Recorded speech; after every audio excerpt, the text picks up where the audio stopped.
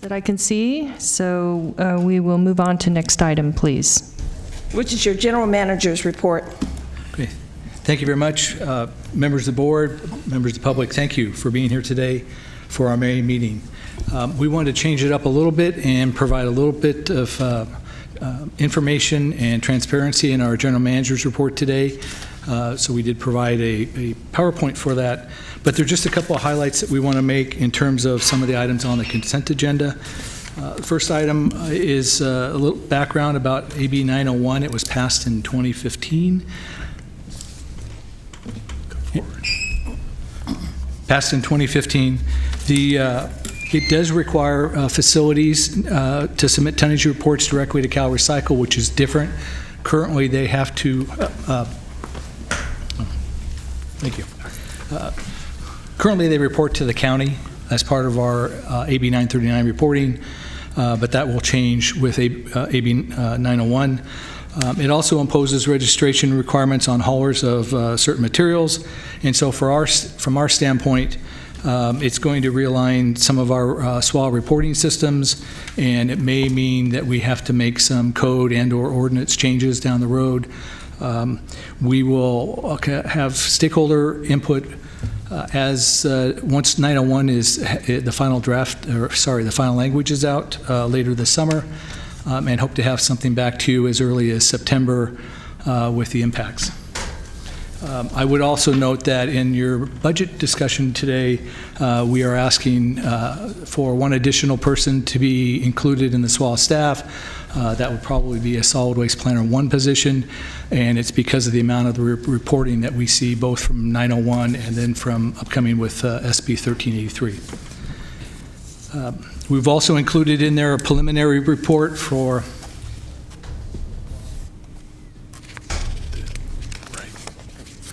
There we go.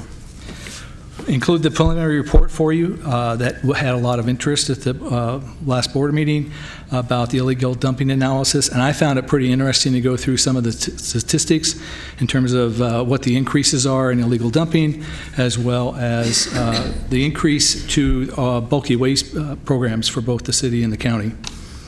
The other item that I found really interesting was the 74% of the material comes from single-family properties in the study, and only 11 from multifamily homes. We will be coming back with a final report and recommendations as we do summer stakeholder meetings. We've also included in... Madam Chair? I'm sorry. Slide. Director Kennedy, please. The previous slide. 74% material emanated from single-family properties. This is illegal. Yeah. How do you know that? How can you track whether illegal dumping is coming from multifamily or? So the company that actually went out and did it, did the study, actually looked at where it was coming from and did inspections of the piles to determine what the material was.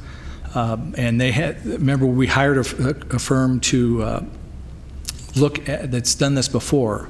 So you can look at a mattress and tell me that it came from a single family and not a multifamily. Okay, I've got Chris Leon, who worked very closely with the vendor.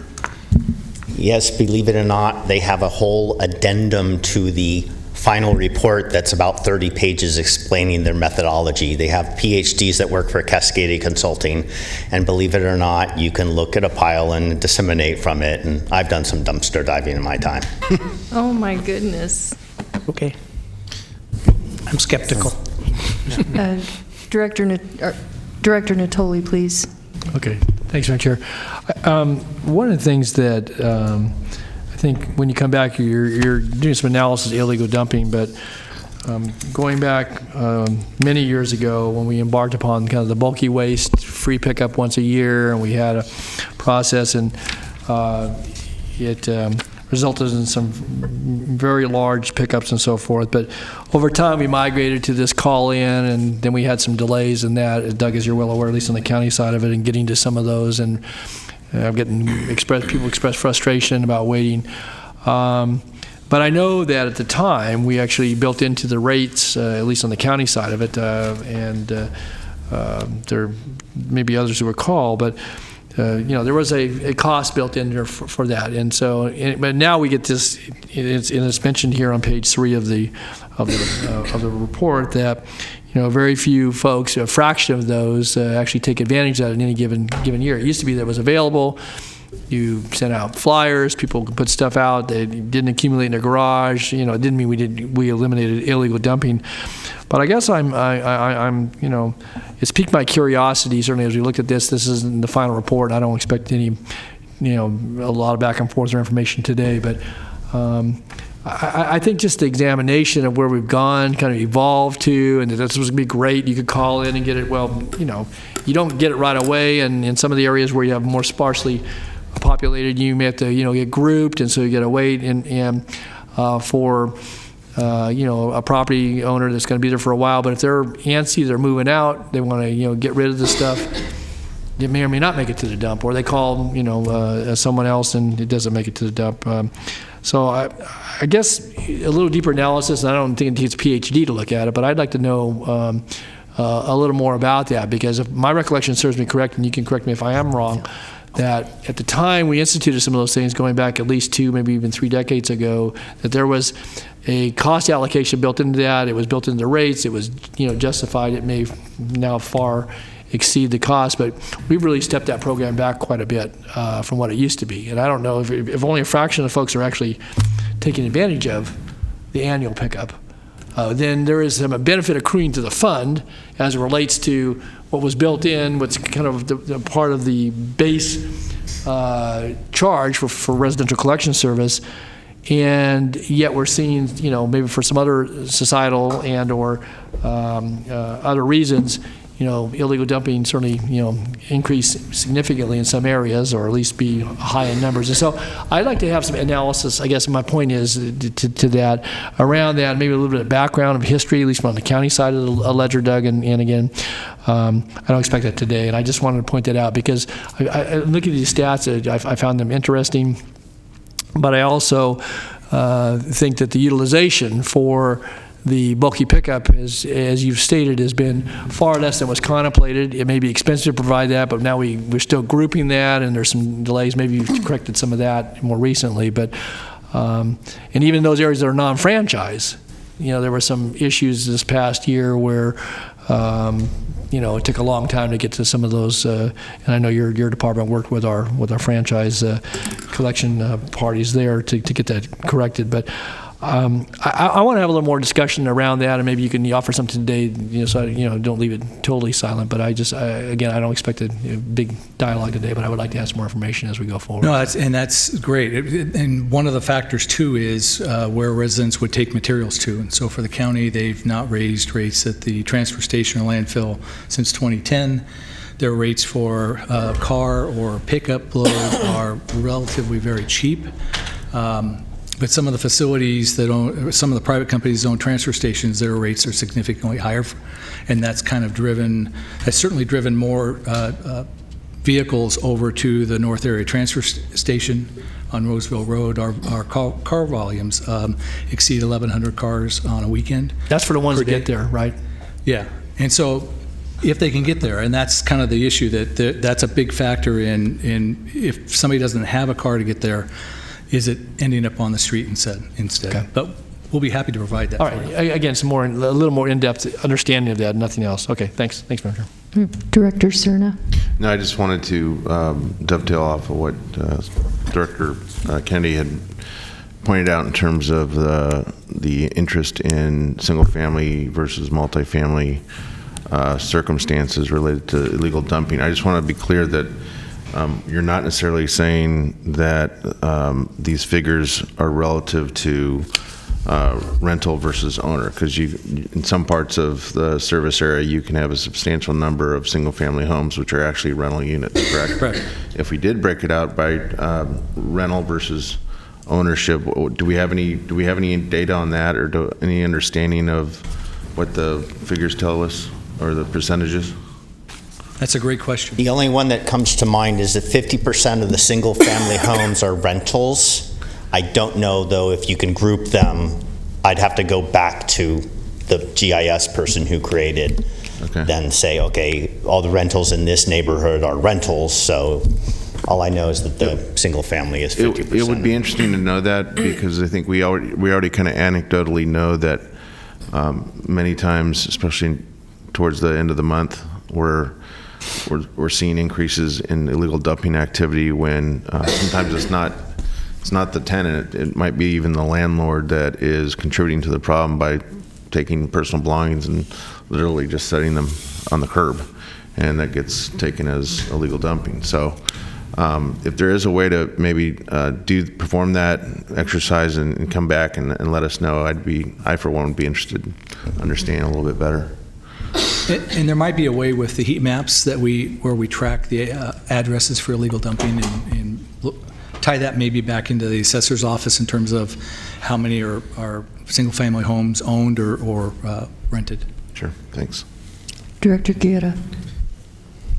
Thank you very much, Madam Chair. I wanted to, a couple things, that I want to echo is the single-family homes that are rentals. In some of these communities, there's a lot of duplexes too. So, if you go into any one of these streets, say in the avenues, south 14th Avenue, you'll generally have a duplex on the corner of where the streets and the avenues intersect. And so, an increasing number of rentals in those places. So, I want to see if that's a factor. The other thing is that I've noticed, also like in the Del Paso, North Sac area, a lot of single-family homes, but a big chunk of those are rentals. I think that in this map it shows that that could be an issue. I do see that in the south area there seems to be a larger uptick both in the city and in the county. And some of this I'd like to know when we come back. Is it because reporting has increased? I know we've done a lot to try to, how much of this is actually numbers based on reporting versus number of actual incidents, or how do we get that information? I know I see Supervisor, Board Member Cerna out over in the Fruit Ridge Finger area constantly, with this 311 app, and maybe that's because I know I see that track area is linked with Tahoe Park, so I wonder how much of that is between him and me on one side of Stockton Boulevard clicking our 311 app. But we have done a bigger effort of getting people to report this. Still, you go down in these areas and you still see a number of that. So the last comment to say that even though we've increased the additional e-waste and bulk collection, I think we still have to get at the how do we tackle illegal dumping? How do we go after actually the root cause of it and focusing some of our efforts to identify those issues? We do have to pick up the trash and get after illegal dumping, but I think the thing we have to say is that we're never gonna have enough money to go out and clean up everything and provide a free service. I think, as some of the board members have said, we have to find a strategy to go after the scofflaws. Director Kennedy. Yeah, just one more, point. It's almost as though we're assuming too much that the illegal dumping is ending up where it started. A lot of this comes from other areas. So how you can tell whether it's rental, not rental, or multifamily, single family. The garbage that ends up on 46th Avenue, which is daily, I guarantee didn't come from within a block, so I don't know how you find that stuff out. But I'm not the garbage PhD. So. Well, we'll try and get some answers to your questions and concerns. I did want to point out on page 3 of 4, table 2, it does, by the initial table and the map that we're going to show you in a minute, all revolve around the zip codes, and there is a table there that shows the number of instances with the instances per 100 population, as well as the percentage of rental properties occupied. So there is some of that information that's available, but we'll work with the consultant to see what we can And this is still the preliminary summary. This is just the preliminary. We need to spend more time over the summer looking at our next board meetings in September. Okay. Madam Chair? I'm sorry, Director Natoli. Yeah, just very quickly, and just while you're on that, the intervening sentence between Table 1 and Table 2, folks may want to look at just the way that sentence is constructed. I get what is intended there, but it says illegal dumping does not occur evenly across the city and county, semicolon, the worst neighborhoods are detailed in Table 2. Where the problem is greatest, because your chart says neighborhoods with the highest frequency and so forth, you don't want to start calling them the worst neighborhoods. That's not intended, I get it, but people take that out of context and that begins to get inserted into somebody's listings for real estate or anything else, and so maybe just say what you mean there, I guess, a little clearly. Very good point. Yeah, I don't know if my wife would appreciate saying worst neighborhood. No, I know, and that wasn't what they intended. I get it. It was tied there, the semicolon. That's why I said the semicolon, but okay, thanks. And then we wanted to include a map in showing the illegal dumping, and this is again done by zip codes. And so the darker the color, the more concentrated the area of illegal dumping. And then we have just an item that we want to bring to your attention. The county department has had a workshop with its board on SB 1383 and the implications on the residential side. We're planning to come back to the SPA board in September with the issues that we think are going to involve the commercial generators and haulers on 1383. The final pre-draft document was released the end of last week. Cal Recycle had hearings May 7th and 8th. Most of my staff listened to those, were either present at the hearing in Sacramento or listening at their desks. There were some changes on the residential side in some areas, and in some areas there weren't changes. So, but we need to have a little bit of time to come back to you in September with how we think this is going to affect the SWA. But mandatory commercial and residential source separation of organics will start no later than January 1st of 2022. And again, a big piece of that is haulers are pretty well prepared to collect food from restaurants and things today. On a residential side, how does it get collected? And in both cases, where does the material get taken to? Because there's not a viable solution located in Sacramento County right now. So that's part of what we're planning to look at over the summer. And with that, that's my general manager's report. Thank you. Any questions or comments? Next item, please.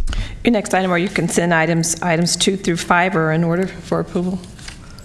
Does anyone wish to pull anything from consent, or do I have a motion? I'll move consent.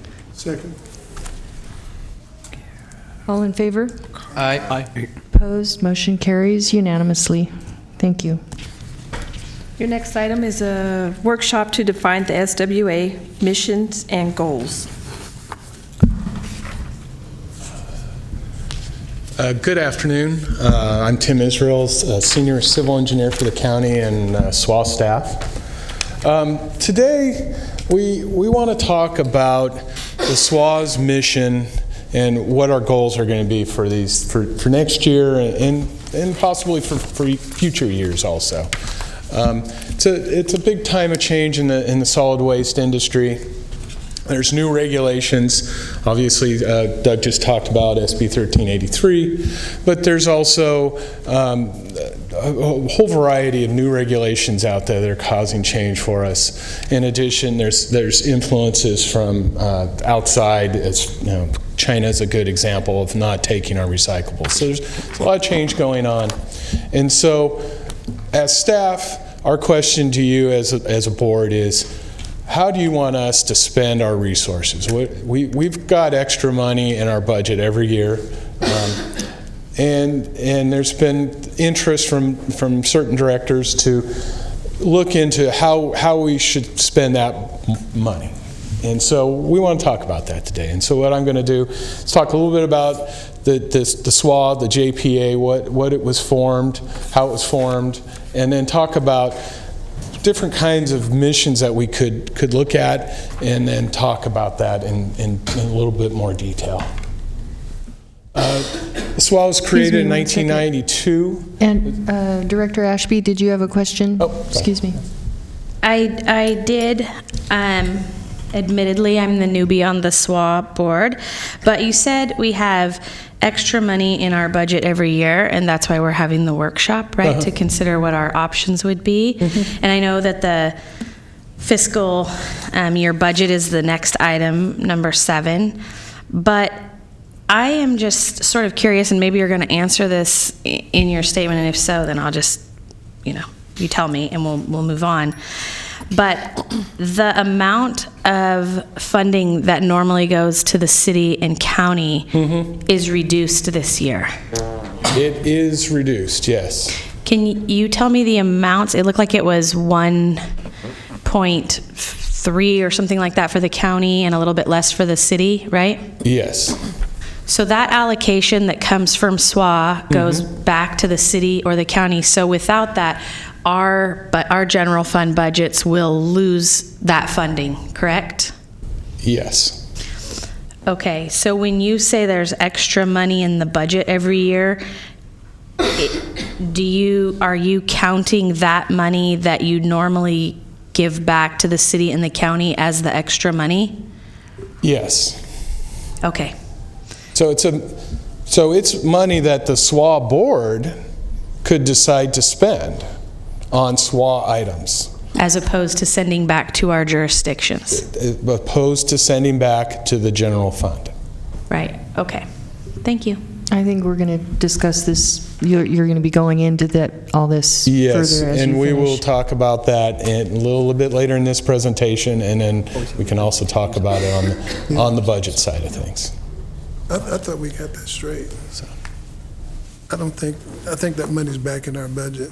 Yeah, and we did. So to make a long story short, we had, in a very draft proposals, talked about establishing a capital reserve fund, and we had shown in a draft budget most of the money being taken out of it.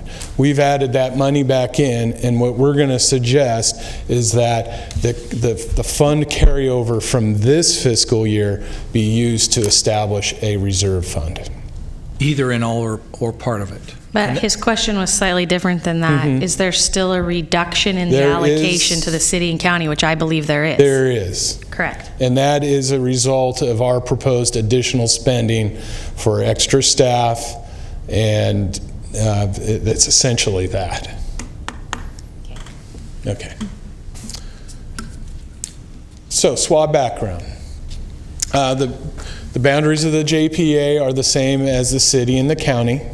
The purpose of the original agreement was to basically provide a coordinated and cost-effective waste management system.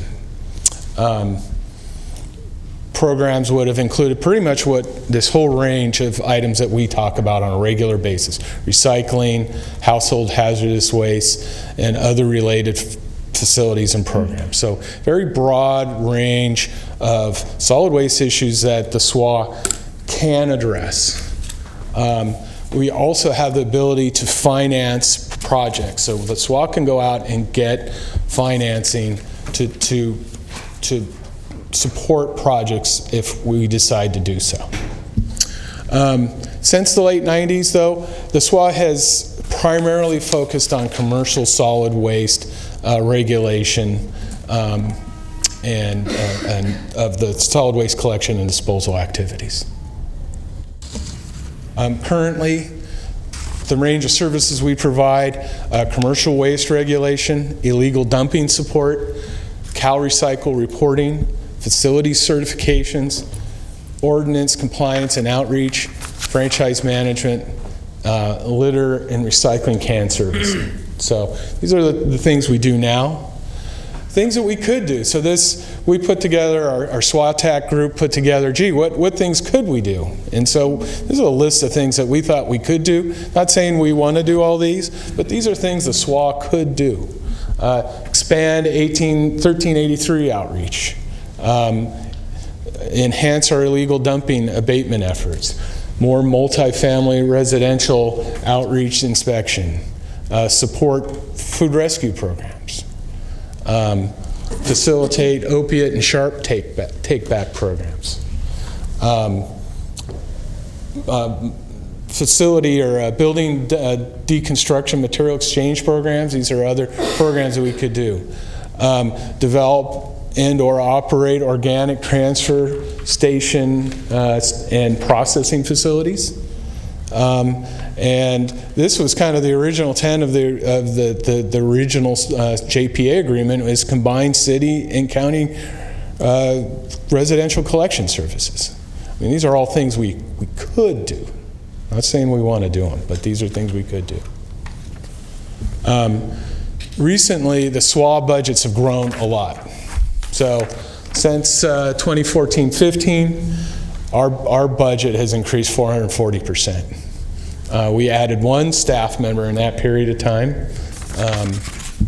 And we've had significant increases in spending with EMD, city and county code enforcement, and deployment of our street litter and recycling containers. And as just a side note there, we are recommending this next fiscal year an additional staff person. This is just a table of those budgets, and you can see revenue has gone up significantly in that period of time, and so has our spending. Distributions to the city and the county have fluctuated somewhat, but generally speaking, it's been between $1.5 million and $2 million a year. Our proposed distributions in this year's budget is $1.3 million, approximately. And this is this year's budget, just the proposed budget as far as the distribution of our spending. So you can see where 45% of our spending is still is going to the city and county disbursements, with significant spending on basically our code enforcement and EMD. So basically our efforts towards enforcing the SWA code and other regulations. So with all that said, the question is, what do we want to focus on? What do we want our mission to be? We have relatively limited staff, and to help kind of envision what these might be, we came up with 4 different kind of mission emphases, and we'll present that in a second here. And it's likely we'll do a combination of these missions, and so it's not one or another, obviously, but these are the sorts of things we think we could be focusing on. First one is basically doing what we currently are doing. So we would hold our current spending levels on the various programs that we are working on and continue moving forward. So legal dumping, the spending levels would essentially stay the same. Mission 2 would be enhancing illegal dumping work and abatement. And so dedicating more effort in that area, perhaps subsidizing more city and county collection crews to go out and address dumping issues. Mission number 3 would be enhanced commercial customer outreach. So basically we'd be looking at adding more staff members to get out there, work with our commercial generators to basically enhance commercial recycling and organics programs. Excuse me, Tim. Director Cerna had a question. Yeah, thank you. So, fair to say that the consideration of enhancing any of these services, I guess missions 2 through 4, they are really, the ability to enhance those missions is really facilitated by the adjustment in the franchise fee? I assumed that the franchise fee would stay the same. No, I'm not suggesting it would change, but there was a change to it a few years back. Yes. Okay, so what I'm asking is the ability to enhance anything. How fair a statement is it to say we can consider missions 2 through 4 to enhance these various services because of the adjustment that was made to the franchise fee? Yes. Okay. Yes. So, given that answer, again, I said it, I think the last time we met, I'll say it again, the adjustment to the franchise fee at the time it was made, there was an ample amount of discussion and healthy debate about whether or not we should do that, and it was a split vote. But it passed in large part because there were arguments, including coming from this director, that the enhanced revenue be directed to address quality of life issues, including addressing illegal dumping. Now I'm seeing this mission 2 kind of treated on equal footing with the other missions, so that's a little confounding. Well, if I could step in for a second. So your board did approve enhancements to the illegal dumping program over in last fall, and that we added money to code enforcement, we added money for cameras, other berries and things like that. We're just suggesting here, in the budget, we've kind of assumed that we're going to continue those. This would be, do you want to include so even more support? Yes. Yes. We can't come back to you right now and give you a report on the extra funding that you provided to the city and the county and say that money did X, Y, or Z.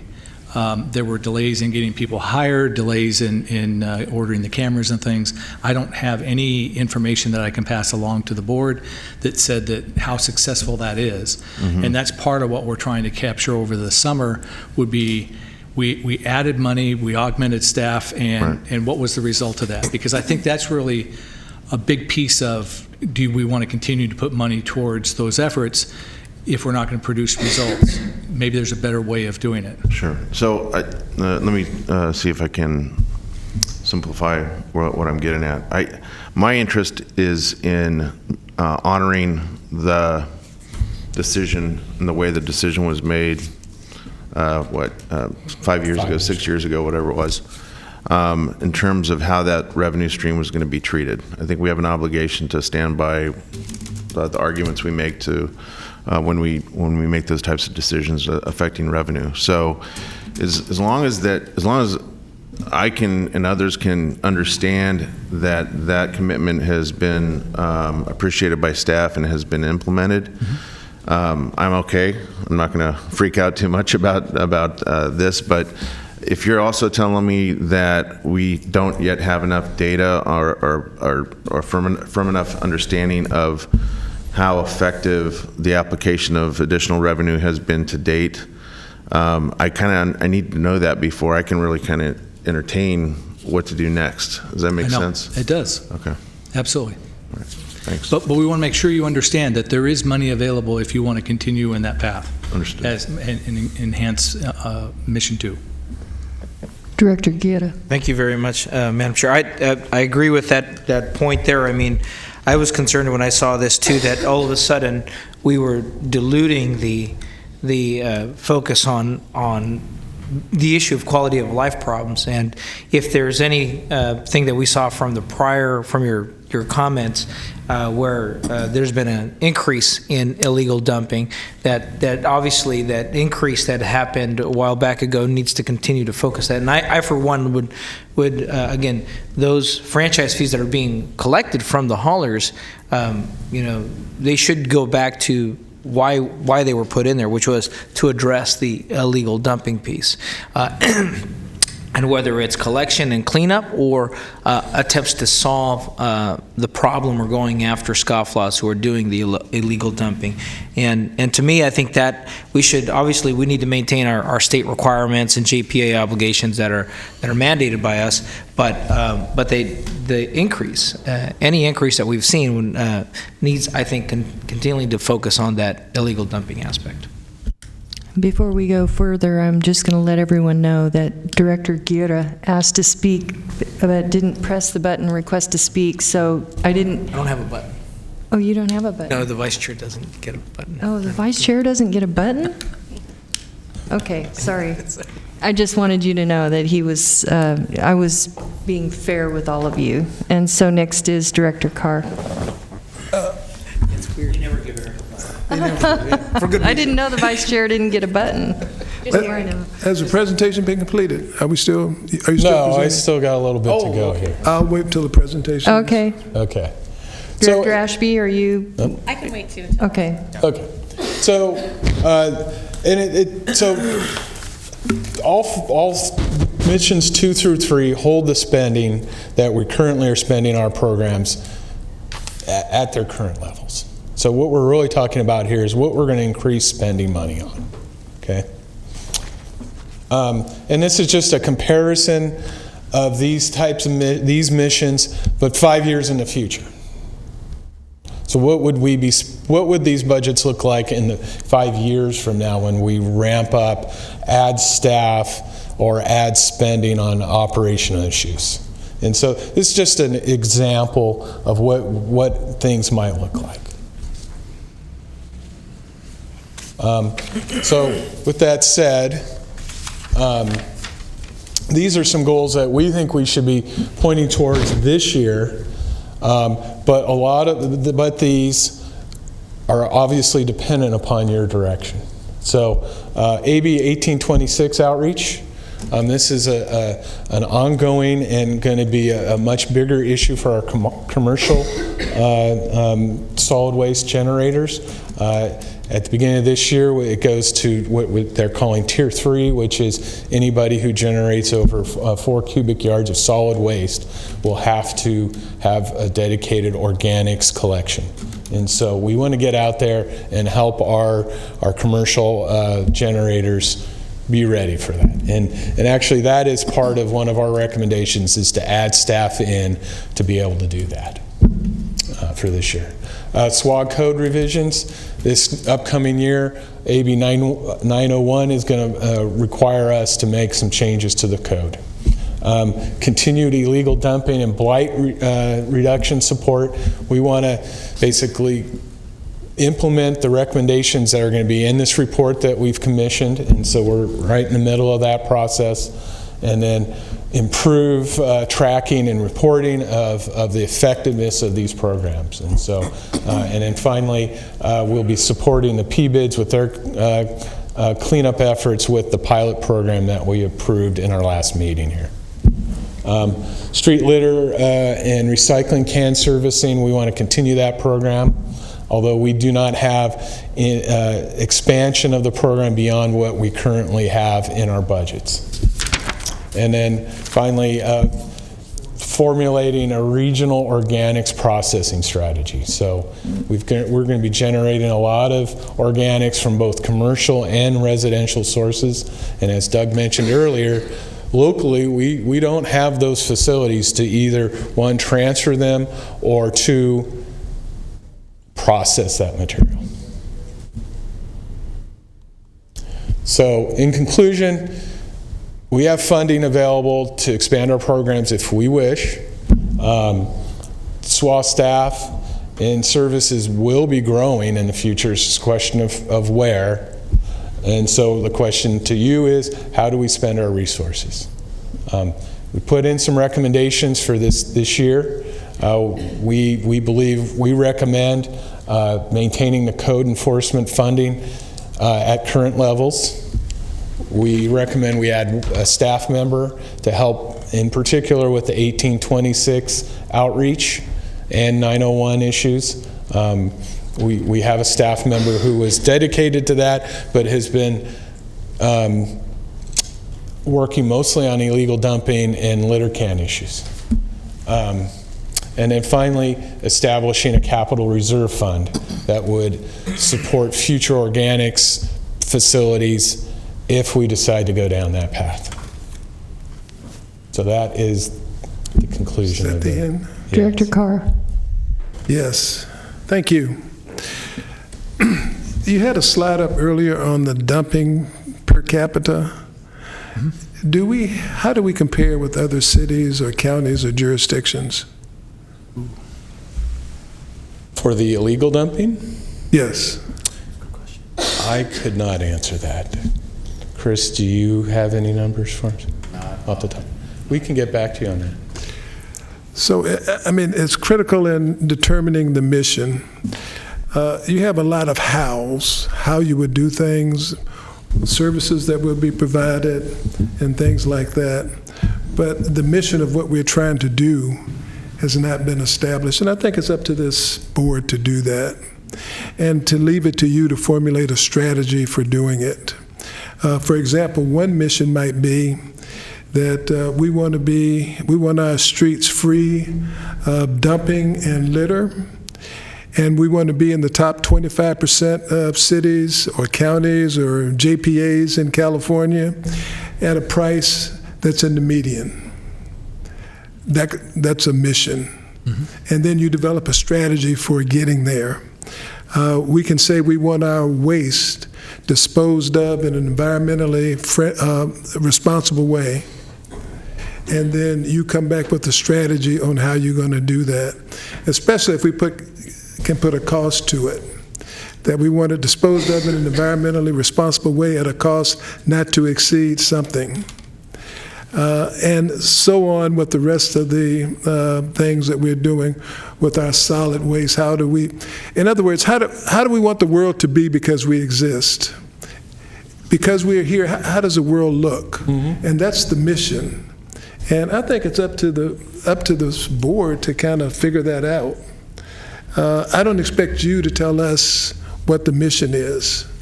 I think it's up to us to tell you what the mission is. And Madam Chair, I think we need to perhaps have a short little work session where we can figure it out. What is it that we are trying to do? And then let the staff develop a strategy to get to that mission and a budget that supports that strategy. Does that make any sense? Absolutely. That's why we're here. I think that's what staff is asking for, and I think with the new legislation that's going to require organics, there's going to be some costly solutions. And so do we do that through the JPA, or does each entity do that alone? Is there a way that we can work with other municipalities and other areas to identify solutions for this organics by 2022 or whatever? I think that's why we're here today, is to say, should we partner on this through the JPA, or how do we want to, what road do we want to go down? Am I on spot? Yes. Spot on? Our staff's concern. What I'm suggesting is that we establish the mission of here's how we want our area to be, and at what cost do we want to pay for it.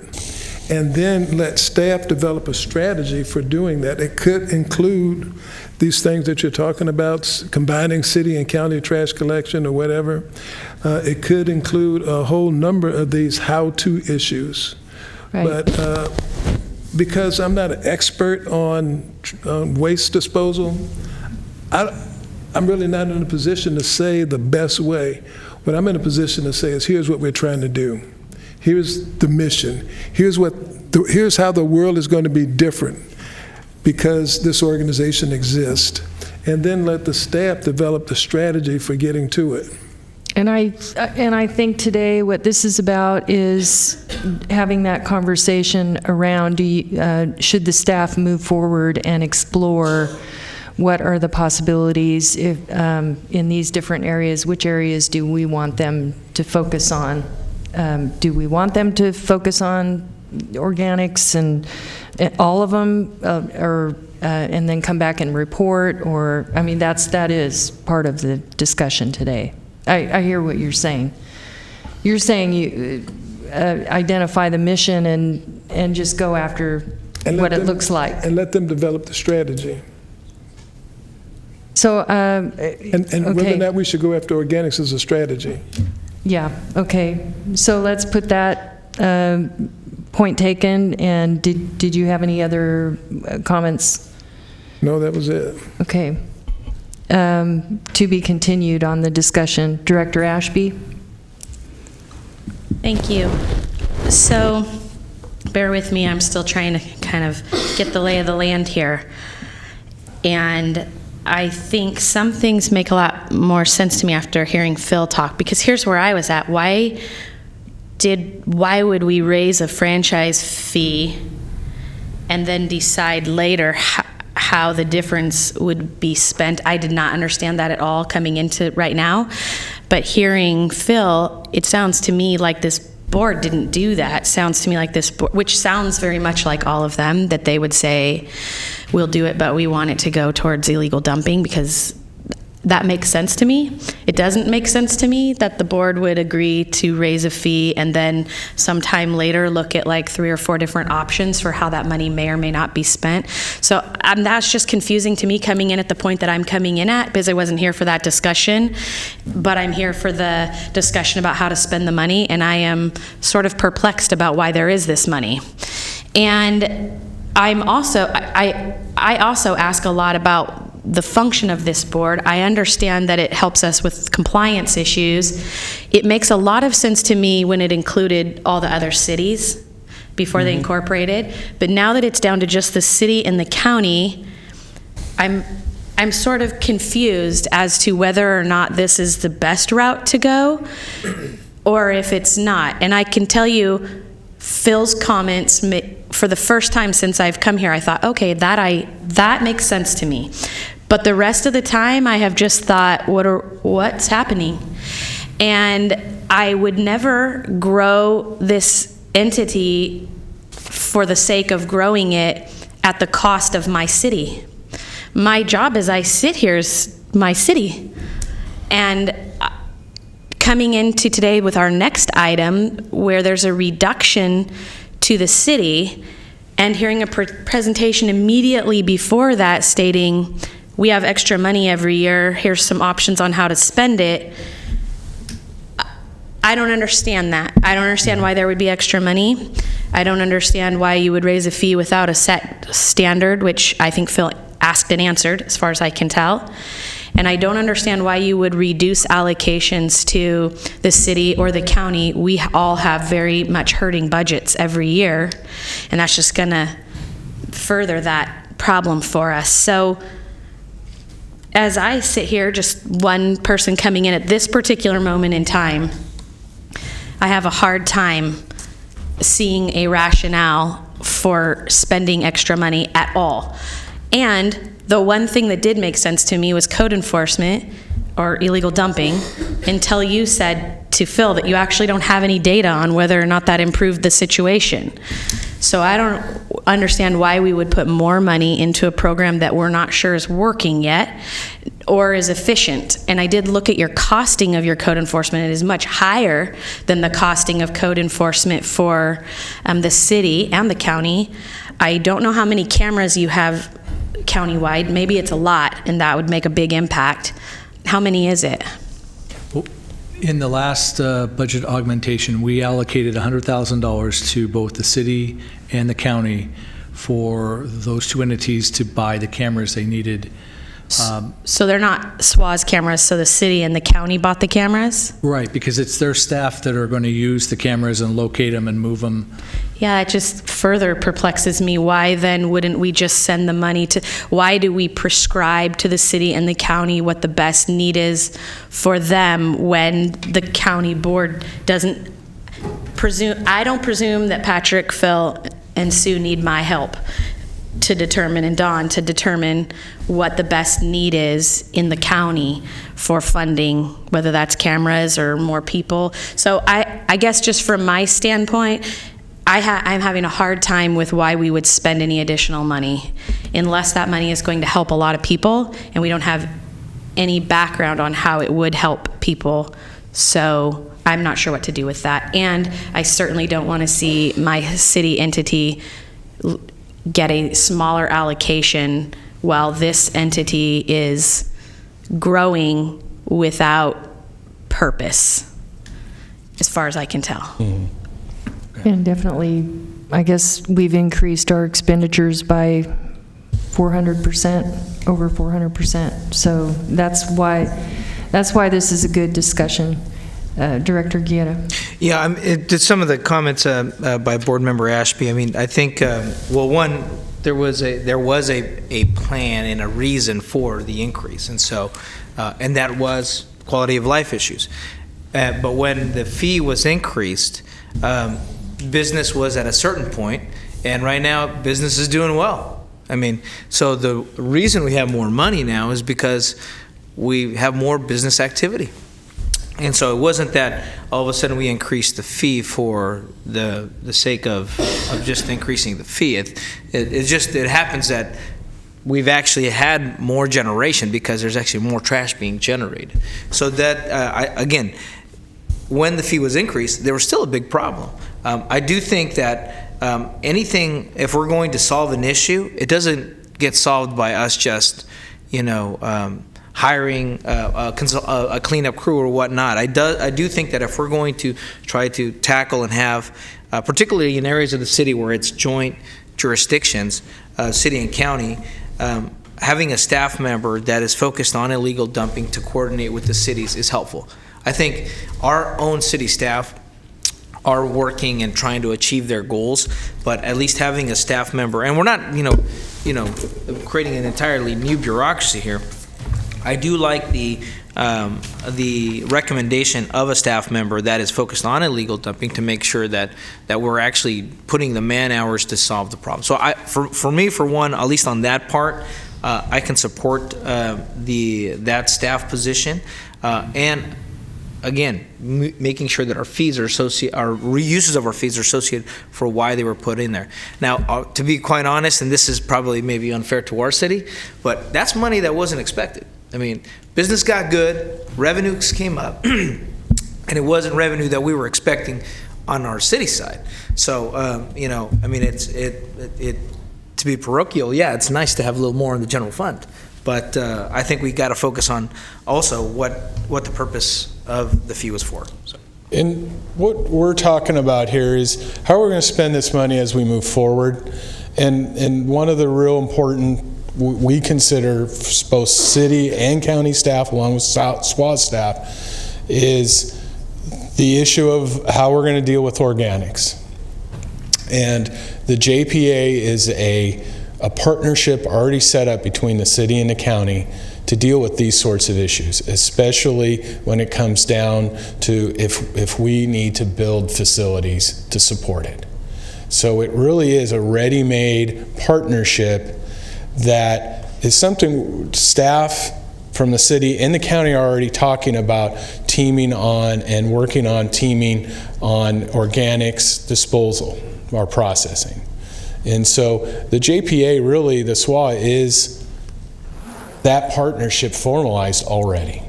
And so both our conversations with staff on both sides have been very supportive of at least that part of the idea here. And so if we go down the road of spending our money on other funds, that option will not have enough money in it to move forward. We would have to look at finding new sources of revenue to fund it. So there's a lot of options out there, and I think Director Carr has it, is right on point.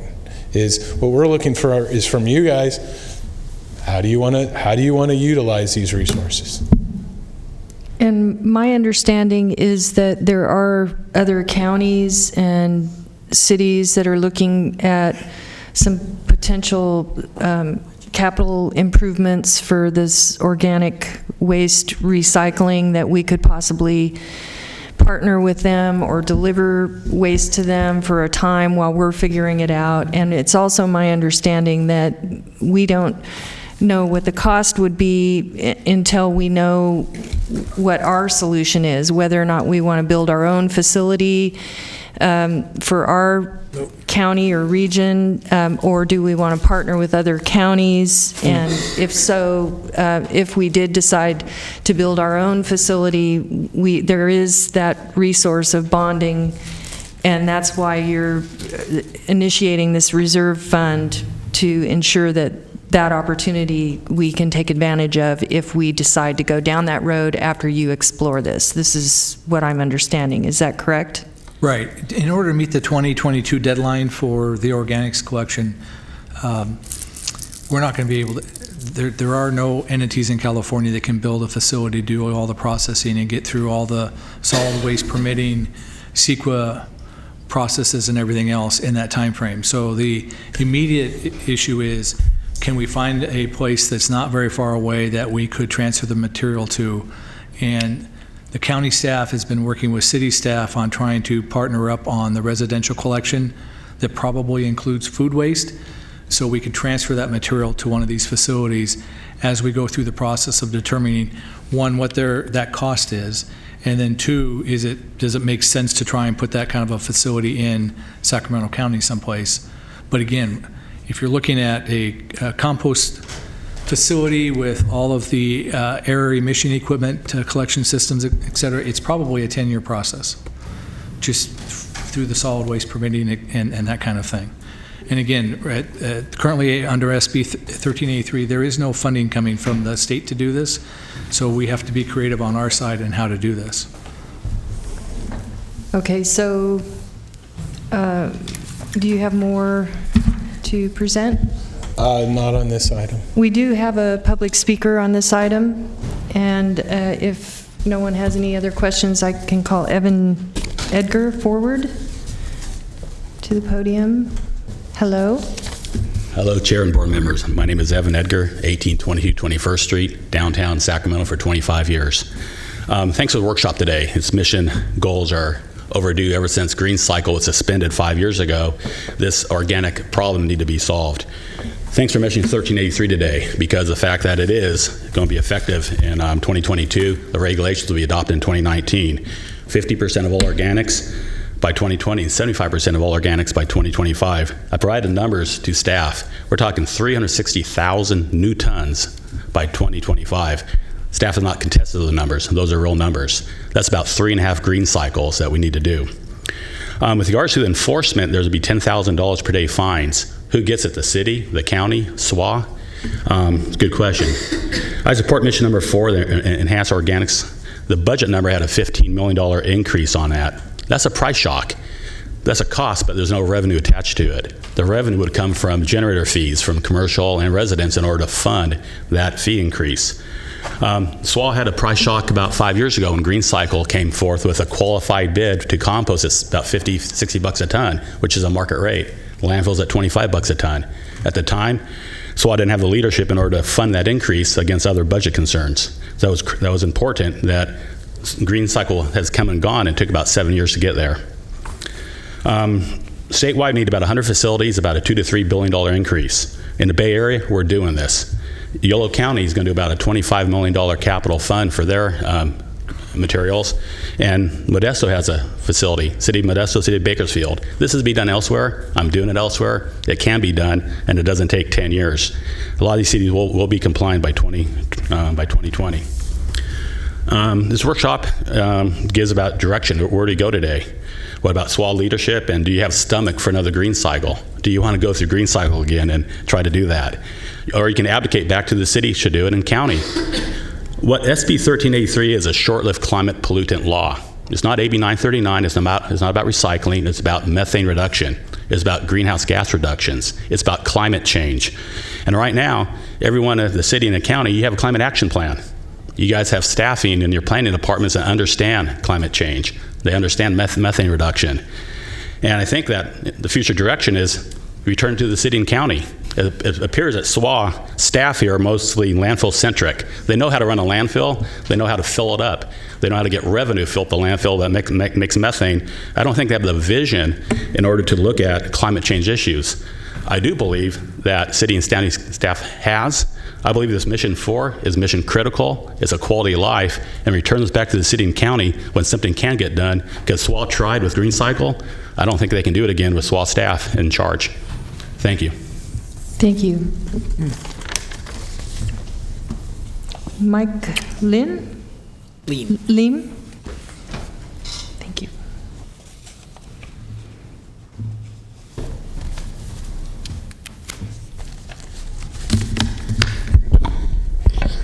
Good afternoon, Mike Lean, L&D Landfill.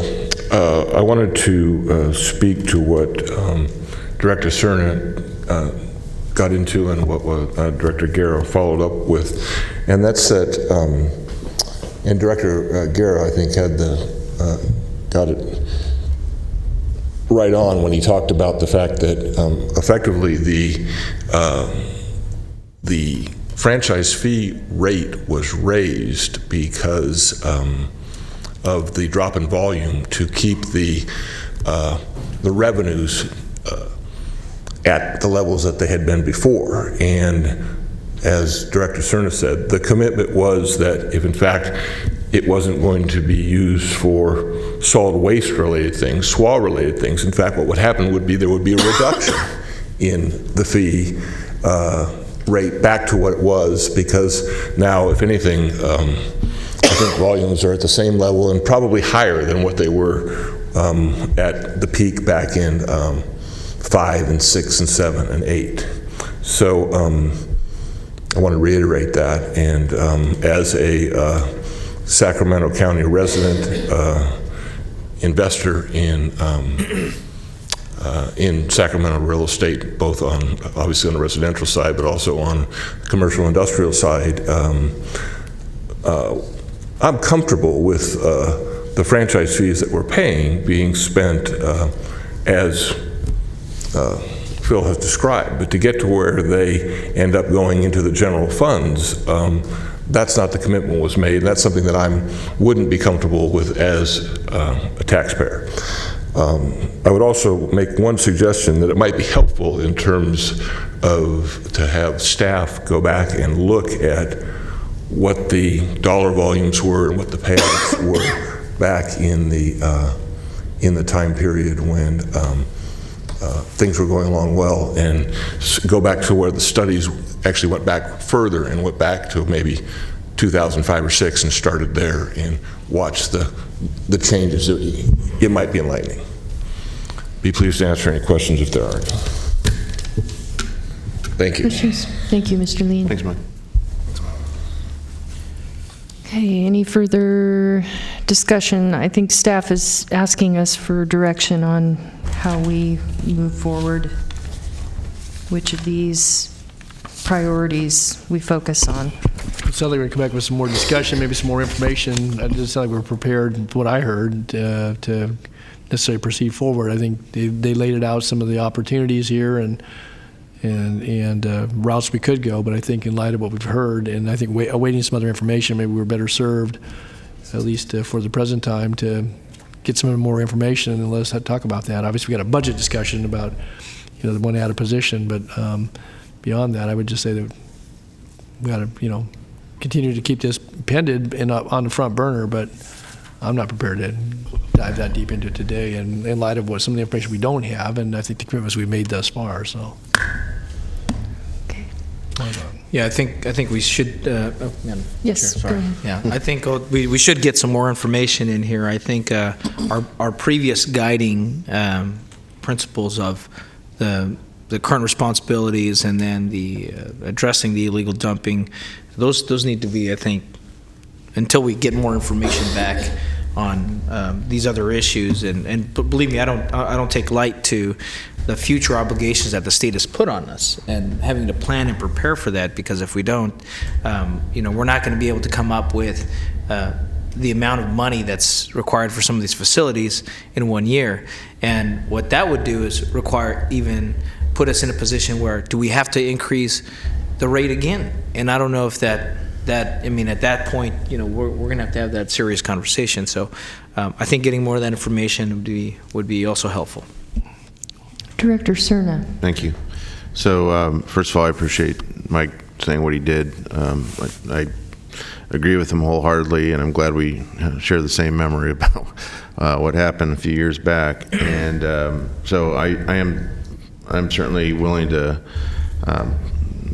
put off a decision so that we can be armed with more information. As I stated earlier, and I think as other directors underscored, having some more or richer data on the efforts to combat illegal dumping is certainly going to help inform us ultimately as to the disposition of the funding. But I think you're hearing from both those that pay the fee, those that have been responsible for the fee adjustment, are pretty much, I think it's fair to characterize, on the same page here. And so I would encourage executive staff to let that sink in terms of kind of where things are, I think, are heading in terms of an ultimate decision, one that's fair and that reflects the commitments that were made.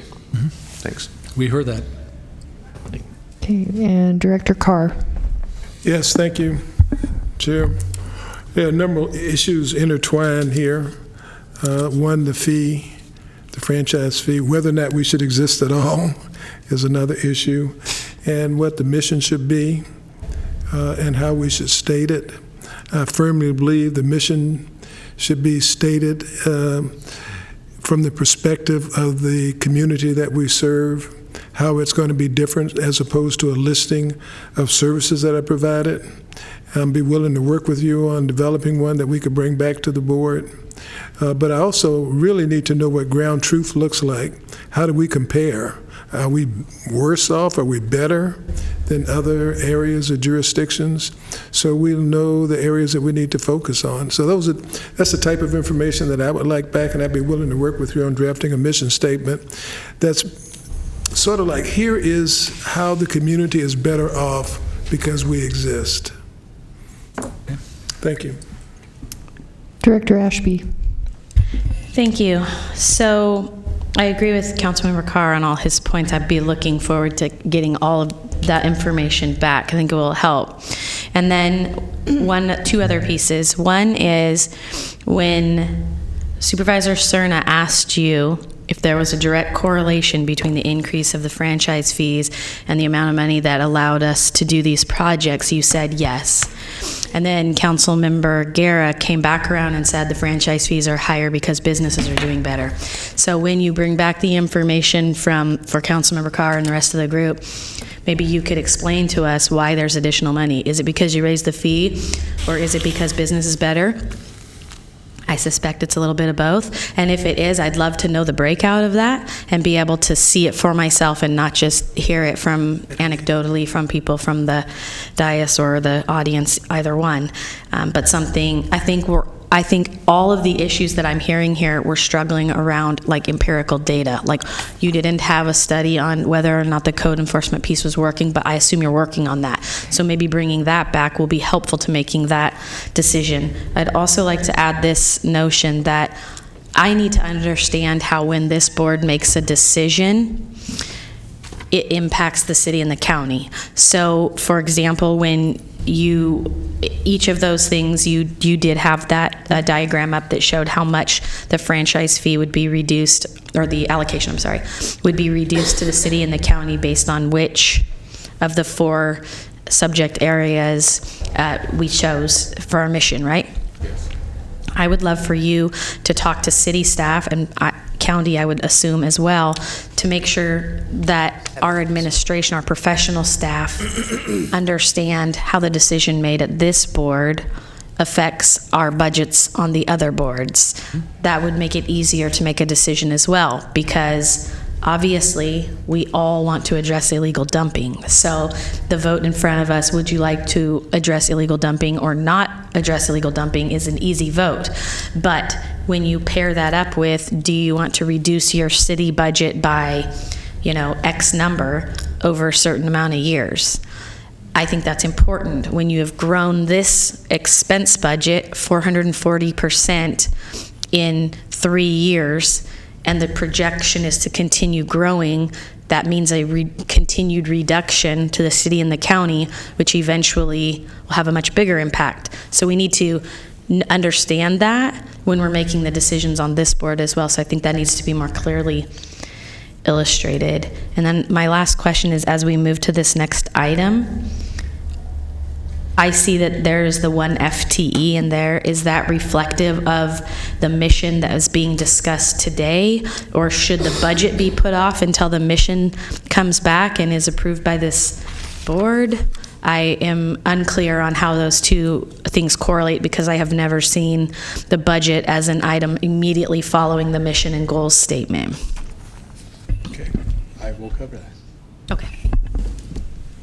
Okay, so what I'm hearing is that we do not have enough information to really codify our mission, solid mission.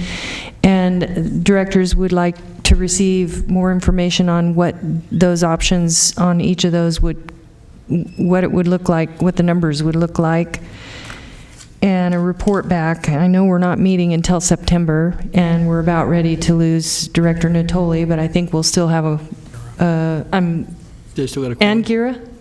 Yeah, you're going to lose both of us in a minute here. Okay, okay. So we're soon not going to have a quorum, so now we need to ask if we have time to discuss the budget and give direction on the budget. How soon do you have to leave? I'm 15 minutes late. How fast can you give a presentation? Very quickly. Very quickly, yeah. Okay, so do you have the direction you need? Okay.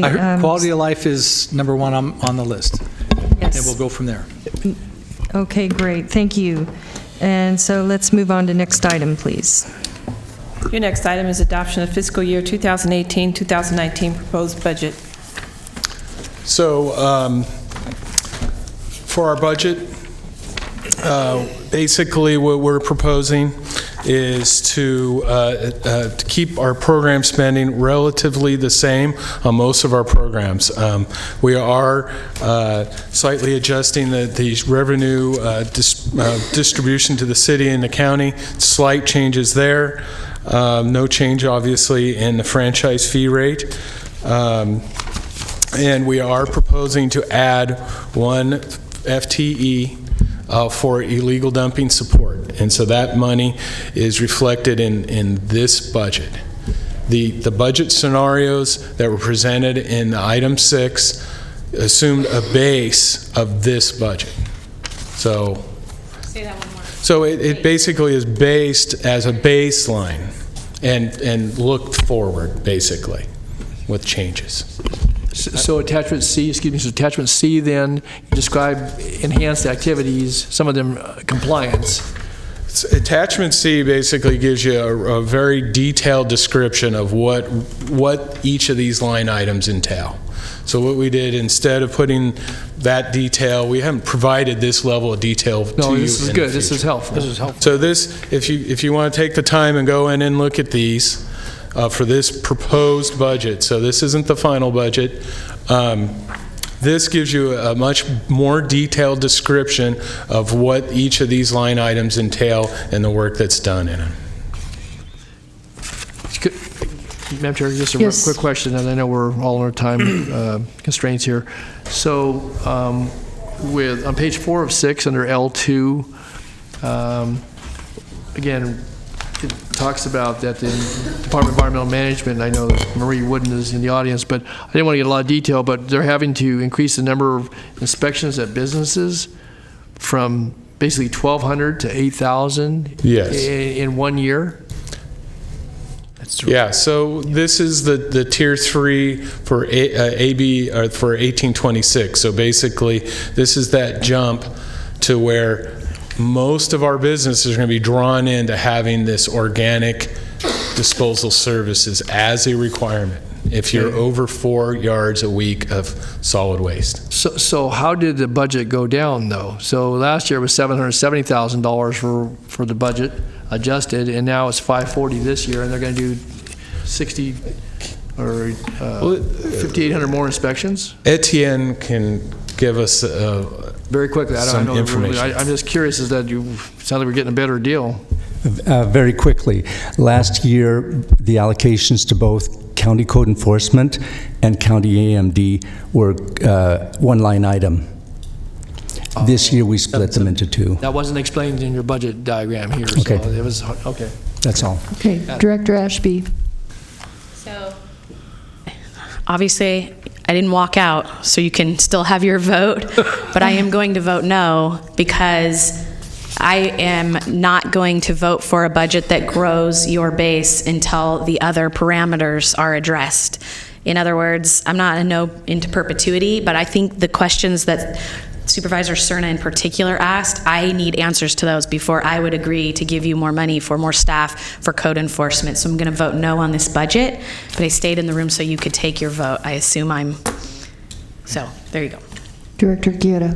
Yeah, Madam Chair, I'm going to make a motion to move this budget, and, I think there still is more that we need to discuss. I mean, obviously, our requirements for state requirements and even more unpredictable areas, we're going to require us to have a more thoughtful conversation about our priorities. But for the meantime, we need a budget, and we won't meet till September. So with that, Madam Chair, I'll move the budget as proposed with the changes. Second. And I intend to support the motion. I guess, do we have to have a 4-month hiatus before we can come back? If we've got some focused discussion today, and I guess if we all had to understand it, we need to have a little more time to do that, or to adjust our schedules accordingly. So I guess I would just offer, again, if staff thinks it might be helpful, and certainly we're in agreement, we may want to convene before September to have a little more discussion rather than come back with a final budget, and then we still got all these issues hanging out there. So, And maybe in August. I think we're all on break during June and July. So. Yeah, we can do that. Okay. So do we need a vote to move this forward, or are you just asking for direction? Oh, yes. So all in favor? Aye. Aye. And opposed? No. Is Director Ashby, and so motion carries. With Director Ashby voting no, yes. Yes. And next item, please. Your last item is your comments from the public. I don't have any comments from the public, and so next item, does anyone have any further comments? I guess we're going to look at maybe a meeting for August. So we're going to look for a meeting in August, and you'll notify us? Yes. And that being the close of business, this meeting is adjourned. Thank you.